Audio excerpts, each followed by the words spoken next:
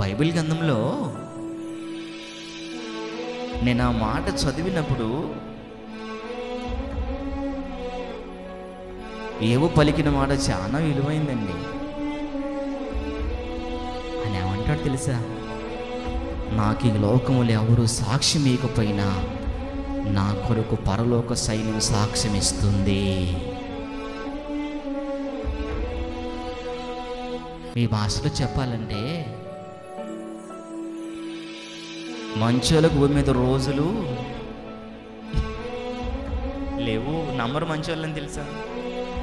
అవునా కదా? గట్టిగా చెప్పండి. నమ్మరు. నేను అంటున్నాను, ఆ మంచితనం మనలో రావాలంటే ముందు మనలో యేసయ్య పని చేయాలి. స్తోత్రం చెప్పండి.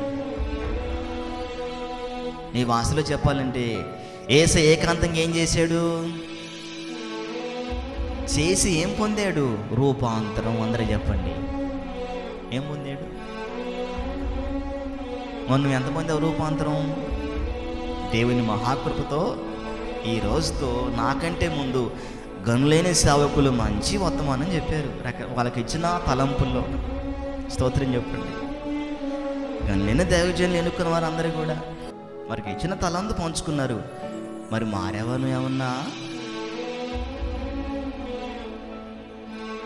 ఎంత మార్పు వచ్చింది నీలో? ఈరోజు ప్రసంగం ఎంత? 25వ ప్రసంగం. స్తోత్రం చెప్పు. ఎన్నో ప్రసంగం? 25 ప్రసంగాలంటే సామాన్యమా? ఒక్క ప్రసంగానికి నువ్వు మనసు ఇచ్చి మారావా? మరి ఇత ఆదరేసుకొని పోతున్నావు వచ్చి అని అంటున్నాను నేను. స్తోత్రం చెప్పు.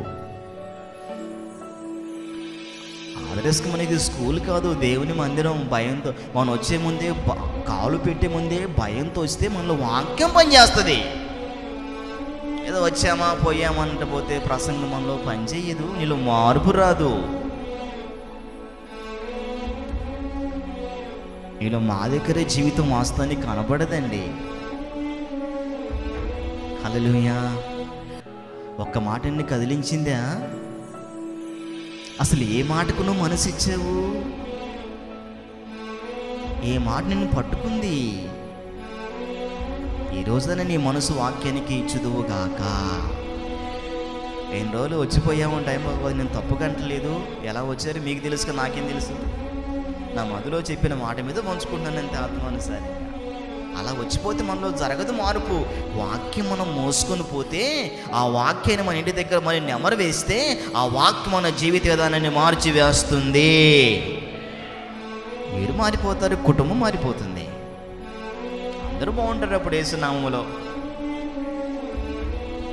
ఇది క్రైస్తవ జీవితం అంటే. స్తోత్రం చెప్పండి. హల్లెలూయా.